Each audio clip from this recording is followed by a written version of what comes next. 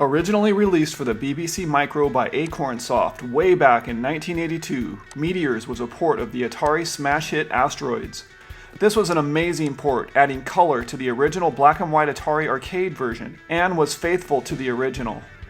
The previous year, 1981, saw Asteroids be imported to the Atari 2600, also bringing in its colorful variety of meteors. Released the same year was the Intellivision hit Astro Smash. This was sort of like Asteroids, but your ship was glued to the bottom of the screen and could only move horizontally back and forth while firing at meteors, bombs, guided missiles, and UFOs. So if you were looking for an Asteroids clone on the Intellivision, this is what you had to settle for. Until now, that is. In April 2018, Intellivision Revolution released its port of Asteroids under the moniker Meteors.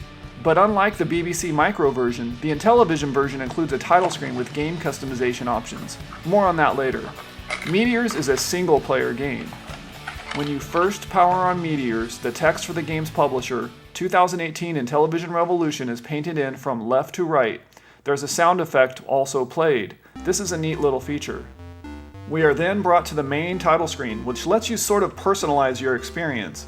I love the additional detail of meteors rushing into the screen from right to left, covering the game's title. It has a nice background music playing, which reminds me a lot of the gameplay music in Jaw Crusher for some reason. From the menus you can adjust things such as the meteor type, the color and shape of the ship, your power-up, and your game sounds. The title screen presents the following options, which can be selected by using the gamepad. Option 1, start the game. Option 2, select your meteor type, color or vector, which will display just the outline of your ship, or solid, which means solid white. This is the proverbial snow setting, frozen meteors. Option 3, pick your special feature, shields or hyperspace. Shields will allow your ship to pass through dangerous objects, while hyperspace will make your ship disappear and reappear on a random portion of the screen, sometimes directly in harm's way. One thing to note about the special feature in Meteors is that they can only be activated one time per round. Option 4, game sounds. Your options are Atari for authentic Atari 2600 game sounds, modern, and classic. Option 5, select your ship's shape. The options are vector or solid. Option 6, choose your level warp. Your options are 1 through 10, the higher number obviously being more difficult. If you sit on the menus for a few seconds without making any changes, it will toggle over to the high score display. Here, the programmer's name, Oscar Toledo G, is proudly displayed, along with the current high score and some brief instructions. Destroy the boulders. In Meteors, you are trapped in deep space. The game's manual puts it this way. While returning from the planet Nosnibor, you encounter an immense asteroid field. These boulders threaten to devastate the Earth, with meteors of immeasurable destructive power. You must take evasive action and destroy as many of them as possible. Utilize your shields against the rocks and hostile aliens, and engage your hyperspace drive to gain an advantage when needed. The Planetary Defense Patrol is counting on you. Did you notice what planet you are traveling from?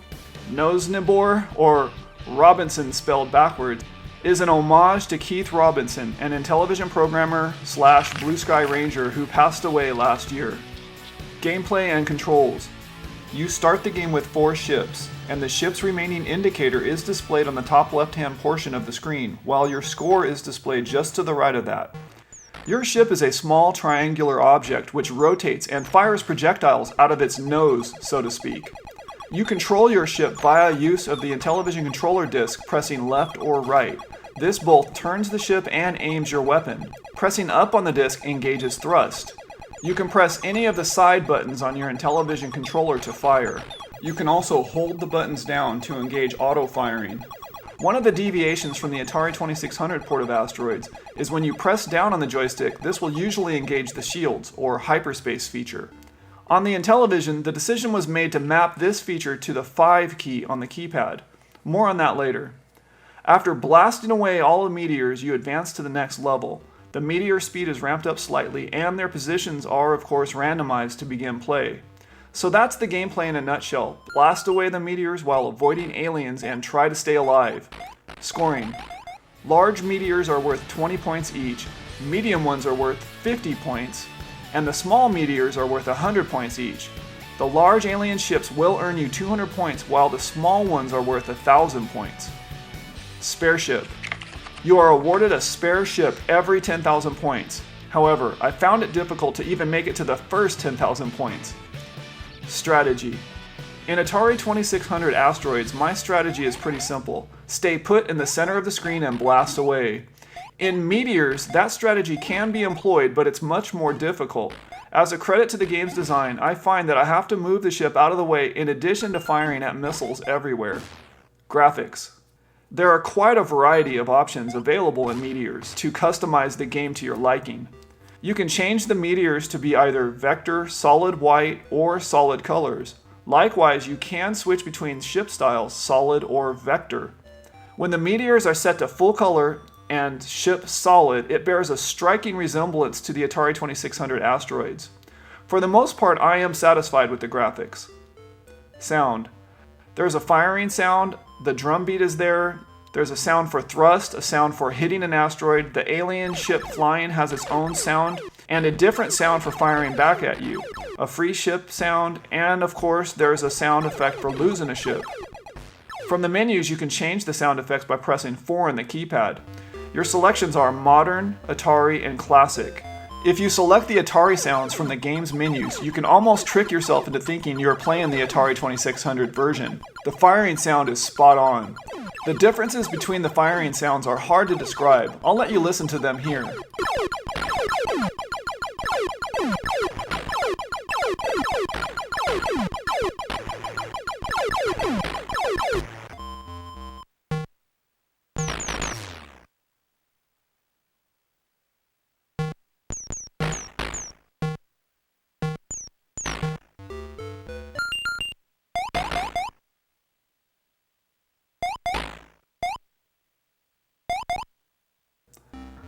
One thing I did notice when playing with the modern sound effects, there's a little tune for each new ship placed on the screen, and a game over sound effect, which are not present in the other two versions.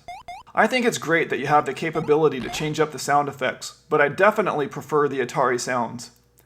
Difficulty switches / level ramp-ups.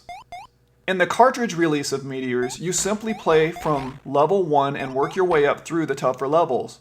The digital format has been tweaked to include a wave selector, 1 through 10, and a glitch was corrected whereby alien bullets would not destroy your ship.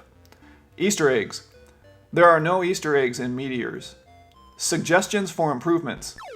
Although there are a few obvious deviations from the arcade, I'm only going to harp on one specific thing.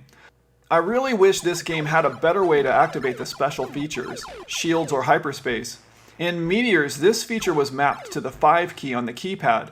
I was informed by the game's programmer, Oscar Toledo G, this was done intentionally since pressing down on the disc would be done quite often on accident.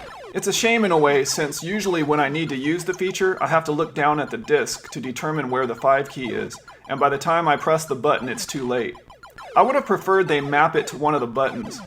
Have, for example, the top button fire missiles, and the bottom button activate the special feature.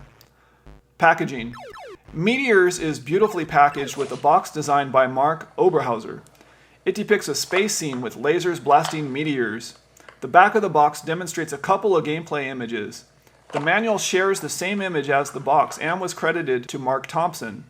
I love the detail put into the manual, such as the page numbers being overlaid by tiny meteors. The overlays were done by Phil Boland. There was a sweet gift with purchase thrown in, which I have decided to omit. I guess you'll just have to purchase a box copy to find out what it is. Purchasing information. The boxed copy of Meteors originally sold for $60 and is currently sold out. The digital/ROM download is now available for just under $10. This version corrects a few bugs and introduces a new option to the menus, a wave selector 1 through 10. This way you can start out the game practicing the more difficult levels. The ROM can be purchased here. Meteors T-shirt. You can pick up some nice Intellivision swag, including a Meteors T-shirt here. Conclusion.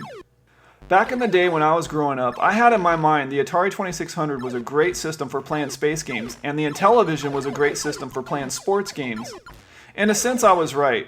The Intellivision did not have that many space-oriented games, especially anything close to resembling Asteroids. Now, with the 2018 release of Meteors, that void has been filled. Meteors is a fun and challenging game to play. It was originally coded in Inti Basic, but later around half of the code was reworked in assembly language to speed up the gameplay. When you think about it, it's a pretty amazing accomplishment. I never thought a game like this was even possible on the Intellivision, yet here it is in all its glory. Credit that to Oscar Toledo G and the folks at Intellivision Revolution for bringing this Atari classic to life.